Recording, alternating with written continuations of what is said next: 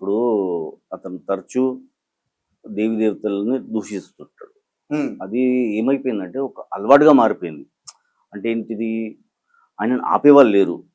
ఫ్యామిలీలో గానీ, ఫ్రెండ్స్‌లో గానీ. అతను ఎంత దూషిస్తుంటే అంత రెచ్చిపోయే వాళ్ళున్నారు. అంటే ఆయనని ఇంకా కొట్టడం. హ్మ్. ఇంకా నువ్వు తిడితే ఇంకా ఫేమస్ అయితావు. ఇంకా తిడితే ఇంకా ఫేమస్ అయితావు. అందులో ఆయన ఇంకేం చేశాడు, విగ్రహాన్ని పల్లగొడతా అనే స్థాయికొచ్చేసాడు. ఇక్కడ కూడా ఆగకపోతే నెక్స్ట్ లెవెల్ అది గమనించి ఏదో ఒకటి చేయాలి అనే ఒక తపన. ఎందుకంటే బాధ అది.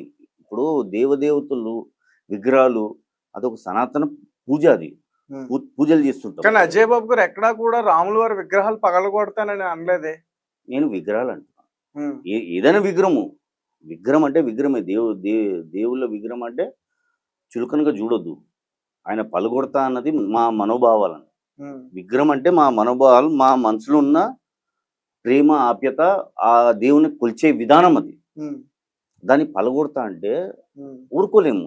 సార్ క్లారిటీ ఉండట్లేదు అసలు. మీరు అంటే మేరీ మాతని వాళ్ళు అంటే ఇందులో 2 రకాలు ఉన్నాయి కాబట్టి, ఇప్పుడు మీరు క్యాథలిక్ కాబట్టి మేరీ మాతని వాళ్ళు అంత పూజించరు, ప్రేయర్ చేయరు. ఎందుకు చెప్తున్నా?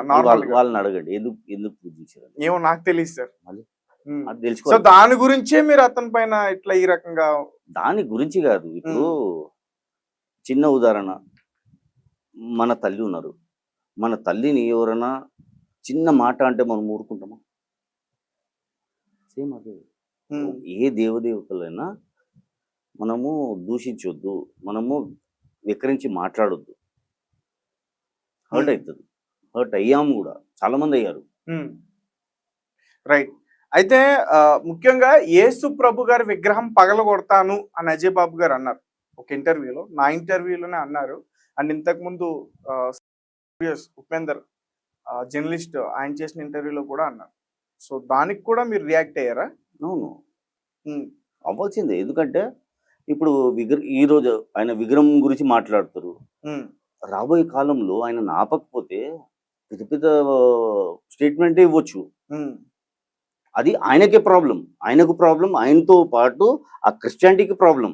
సిగ్గుచేటది. ఆ క్రిస్టియానిటీ ఏదో ఒకటి క్రిస్టియానిటీ. ఇప్పుడు ఆయన చేసే స్టేట్మెంట్ వల్ల క్రిస్టియానిటీకే ప్రాబ్లం అది. అంటే ఇప్పుడు మీరు మాట్లాడే విధానం ఎలా ఉందంటే క్రిస్టియానిటీలోనే 2 రకాలు ఉన్నారు, మాకు అసలు పడదన్నట్టు మాట్లాడుతున్నారు. ఎవరన్నారు? మీ ఎక్స్ప్లెనేషన్ అట్లా ఉంది. క్రిస్టియానిటీకే అన్న. ఓకే, చెప్పే విధానం క్రిస్టియానిటీకి ప్రాబ్లం. ఇప్పుడు విగ్రహాలు పల్లగొడతా అంటే ఎవరు సంతోషిస్తారు? ఎవరైనా సంతోషిస్తారా? సంతోషించే వాళ్ళని నువ్వు సంతోష పెట్టాలని చెప్పి అది ఒక పైశాచికత్వం. ఎందుకు? రైట్.